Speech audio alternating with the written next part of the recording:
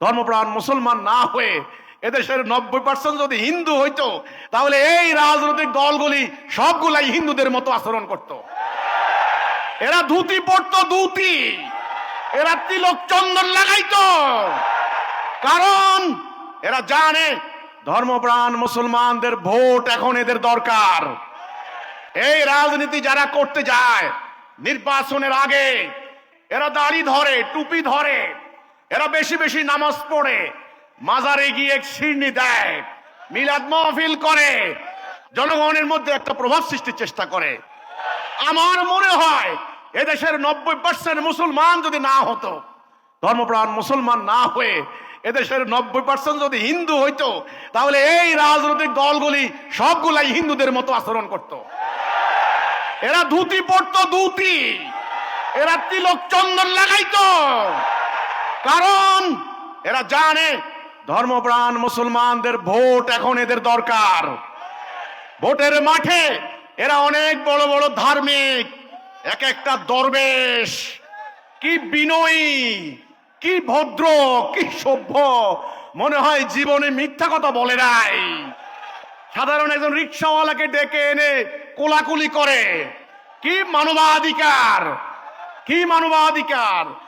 চাঁদাবাজের বিরুদ্ধে কঠিন সংগ্রামের হুকুম, অন্যায়ের বিরুদ্ধে কঠিন সংগ্রামের হুকুম।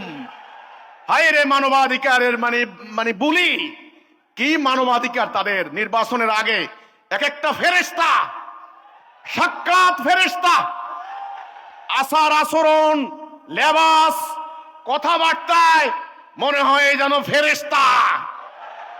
আমার দেশের সরল জনগণ এই ফেরেশতাদের চালাকি, ফেরেশতাদের বাউতাবাজিতে তারা গলে যায়, বিগলিত হয়ে যায়। এই রাষ্ট্র ব্যবস্থায় শান্তি আনতে পারবেন না। এক নাম্বার, রাজনৈতিক এই পদ্ধতি, এই ব্যবস্থা, এটা একটা খাঁচার মতো। গণতান্ত্রিক অধিকারের নামে, গণতন্ত্রের নামে, গণতন্ত্রের মধ্যে কথা শুনলে কি হয়, বাক স্বাধীনতা, জনগণের অংশগ্রহণ, ভোটাধিকার, এই কথাগুলি শুনতে খুব মজা লাগে, খুব টেস্টি। কিন্তু আপনি বলেন, গণতন্ত্রের নামে যদি ন্যায় বিচার হয়, সেই ন্যায় বিচার কি আমরা পেয়েছি? গণতন্ত্রের নাম যদি দুর্নীতি মুক্ত হয়, সেটা কি আমরা পেয়েছি? গণতন্ত্রের নাম যদি সুশাসন হয়, সেটা কি আমরা পেয়েছি? গণতন্ত্রের নাম যদি জনগণের শাসন হয়, সেটা কি আমরা পেয়েছি? আমরা পাই নাই। কতগুলি নির্বাচন হয়েছে, সেই নির্বাচন কতখানি ভাওতাবাজি, ইলেকশন ইঞ্জিনিয়ারিং কথাটা সবাই জানেন, প্রকৌশল বিদ্যা আমরা জানি, প্রকৌশল বিদ্যা। কিন্তু নির্বাচন যারা করেন, ওরে বাপ রে বাপ, ইলেকশন ইঞ্জিনিয়ারিং এ তারা এতখানি পাক্কা, যার যে যত বড় চাপাবাজ, যার গলা যত বেশি উঁচা, যে যত বেশি টাকা খরচ করতে পারে, যে যত বেশি মেকানিজম করতে পারে, যে যত বেশি মিডিয়াকে ম্যানিপুলেট করতে পারে, গুজব রটনা করতে পারে, হুজুগ সৃষ্টি করতে পারে, যে যত বেশি মিথ্যা ওয়াদা দিতে পারে, সে বিজয় লাভ করে। এটা কি জননেতা নির্বাচনের প্রক্রিয়া? নও। কাজেই আমি আবার বলছি, জনগণ তার প্রতিনিধি নির্বাচিত করবে, প্রতিনিধি রাষ্ট্রে গিয়ে রাষ্ট্র পরিচালিত করবে।